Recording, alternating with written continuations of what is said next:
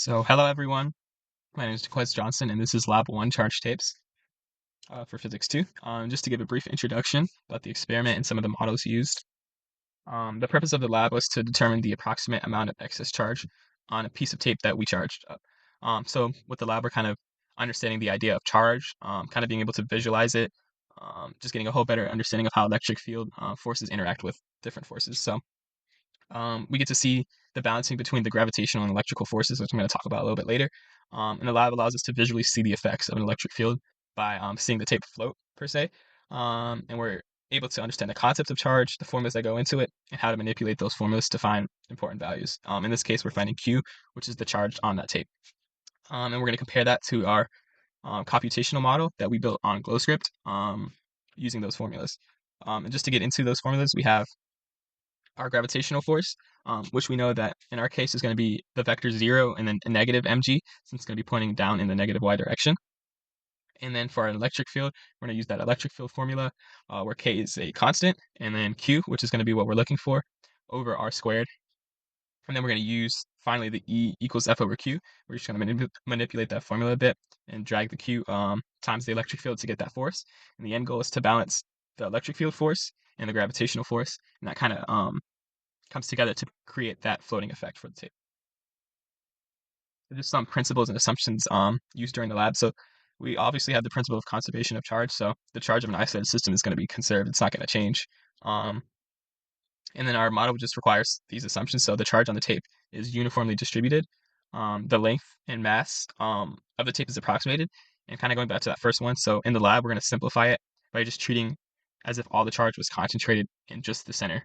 We know in real world application that's not true, but for this lab, that's what we're assuming. So to give a quick preview, the coding in the experiment had similar results. Our computational model, of course, with less rounding, is going to take it a little further. So we got 1.4007 times e to the negative 8, where compared to our experiment, we got 1.4 times e to the negative 8. So getting into the experiment and the code. So for our experiment, we know our initial conditions. After setting our initial conditions, we see that the gravitational force was negative 1.96 times 10 to the negative 3. And then using some math on the left-hand side of the screen, we see that we're able to get that Q is equal to 1.4 times 10 to the negative 8. And of course, we did that by balancing the gravitational force to the electric force. And just doing some simple math there. Some observations during the experiment. So the U tapes repelled each other, but were attracted to neutral atoms such as pens. So we know that the tapes were positively charged as they were attracted to the negatively charged pen. So just to talk about the system would be the charged tape and the tapes interacting, and then the surroundings would be the table that we used, the books to set everything, and then obviously Earth's air and gravity. So the computational model, just the first step was to define our functions and our parameters. So we see that I set two defining functions. So one's going to be to find the charge, and then we're going to use that charge and we're going to place it into our electric field function where we're going to just calculate E force. And then at the bottom, you see I set the gravitational force, or we're calculating the gravitational force, and that's again just negative m times g. And again, we get similar gravitational forces as in our computed, our experimental. And then in this step, we're going to find our charges, and we're going to do that by creating two objects. So we have sphere, and that's going to represent the middle of the tape for tape 1 and tape 2, and we're calculating the effect of tape 2 on tape 1 to create that floating effect. And here we find that the correct charge is 1.40007 times 10 to the negative 8, and that the net force after adding them to each other is equal to 0, which is perfect, which means the tape should be floating. So our findings and our conclusion, we see in the findings that both of the experimental and the computational validate the correct answer. So there's a small difference between the number, but we know that can be attributed to rounding. And these results can help validate that GlowScript can be used to accurately represent, kind of how the forces act on each other in real life.